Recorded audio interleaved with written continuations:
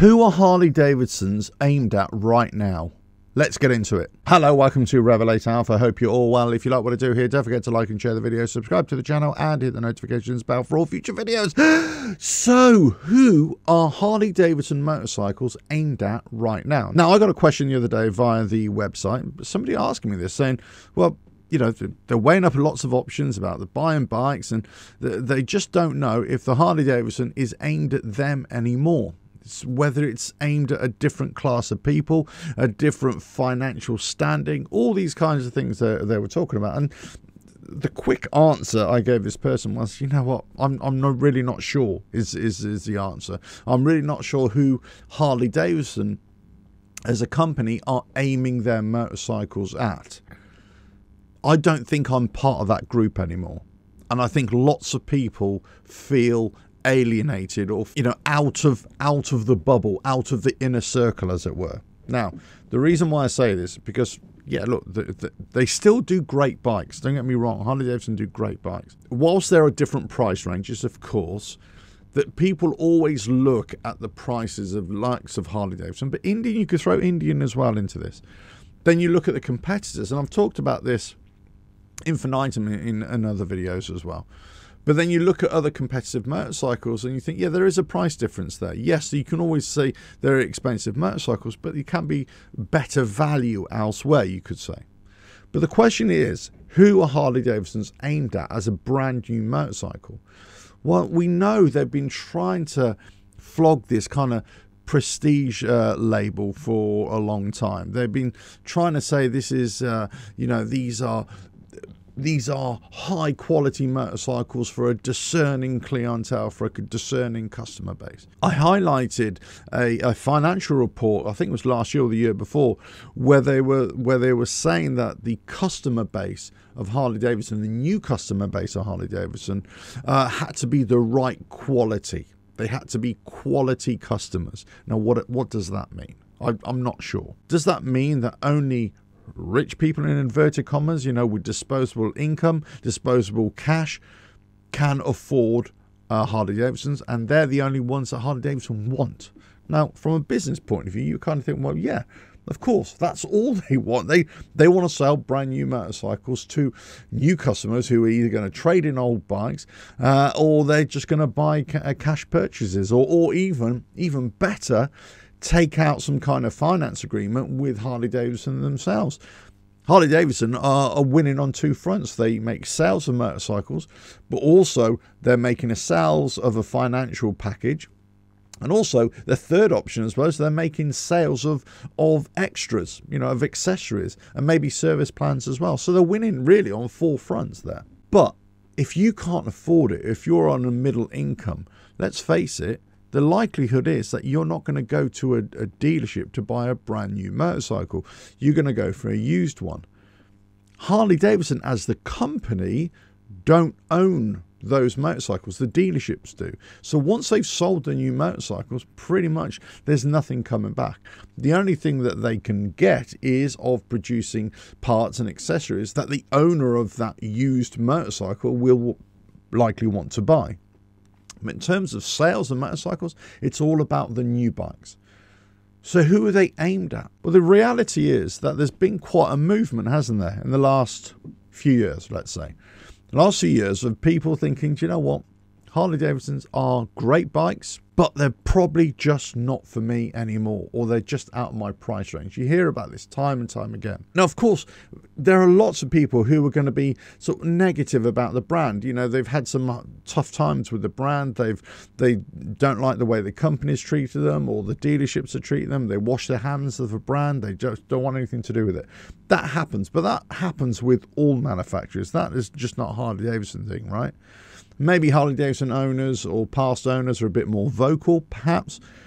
But this, I would imagine this happens everywhere. But for me, it was always about Harley Davidson with their new strategy over the last few years. It's about how they retain their customer base.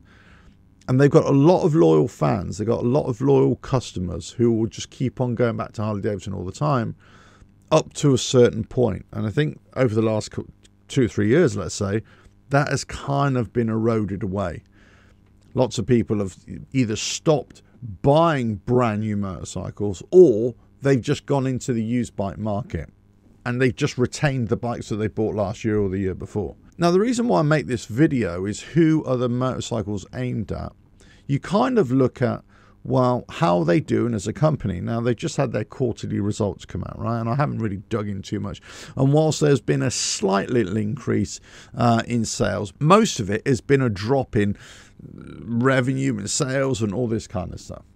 Whilst they still managed to eke out some profits here and there. It's incredible, really. But the point is, if people are not buying Harley Davidson in masses, then the only option that they have is to sell motorcycles at a higher price, just to get those profit margins up. That's the only way they're going to make profits, and that's the only way that they can continue. And they've steered the company into that sort of prestige market.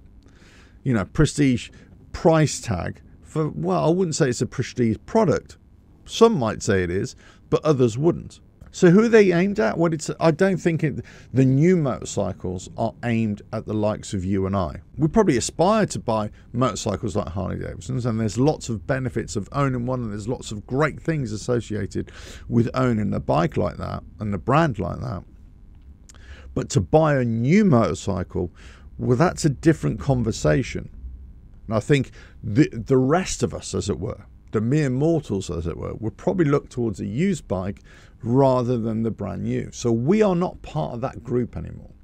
So the question I would always ask is this: how big is that group who are willing to still buy brand new Harley Davidsons? Or, most notably here, how many brand new customers who are to Harley Davidson, who've never bought Harley Davidson, are coming into the brand? Because if this is their strategy to attract this high value customer, which this financial report regarded them as, they're looking for high value customers, right? If they've never owned a Harley Davidson and they're trying to bring those into the brand, how many are coming into the brand? Now, that you could say that, let's say, I don't know, 70 or 80% who are buying the most expensive Harley Davidsons are existing Harley Davidson owners. It could be 80, 90%. I'm not sure of the figures, right? Well, in many ways, the economics work out, because you could sell a bike for 2-3 years old. You don't lose that much on a brand new Harley Davidson or 1 or 2 years old, especially when there's been a tech change or a model change. Then all of a sudden people might still favor the older bikes. So you can get a lot of value in those older bikes, right? 1 or 2 years old. So you might have to put in 2, 3, 4, let's say $5,000, pounds, shekels, just to get the brand new latest motorcycle. And you think, well, actually, that's not a bad investment if you really want to go for something brand new. But somebody coming into Harley Davidson world, when you're having to pay late 30s, mid 30s, 40,000 plus for a brand new motorcycle, and we're talking about the CVOs now, okay, of course. But if you're demanding those kind of prices for those motorcycles, how many brand new customers are you bringing, and how many are you driving away because of those? And this is where it's always the balance, isn't it? The balance between how many new customers are you getting, how many are you losing by natural selection, or by just people not into motorcycles so much anymore, fashion's changing, all that kind of stuff. And this is one of the challenges of a manufacturer, right? To keep new blood coming in, new customers coming in, and just either trying to hold on to existing customers or just accepting they're going to go away. And this is one of the big criticisms, or let's say the observations of Harley Davidson in the last few years, is that they've not seemed to care so much or be so concerned about the drop-off, about how many people are leaving the brand or not reinvesting in the brand, and maybe just relying on those new customers coming through that might not be coming in big numbers. So if that's who Harley Davidson are aiming at now, you kind of wonder, is it enough? Is it enough for the long term? I don't know, is the answer to that. I really don't know if that's going to be their best game plan. Let us know your thoughts in the comments below. If you like what I do here, don't forget to like and share the video, subscribe to the channel, and hit the notifications bell for all future videos. And I will catch you again on another video coming very soon. Bye now.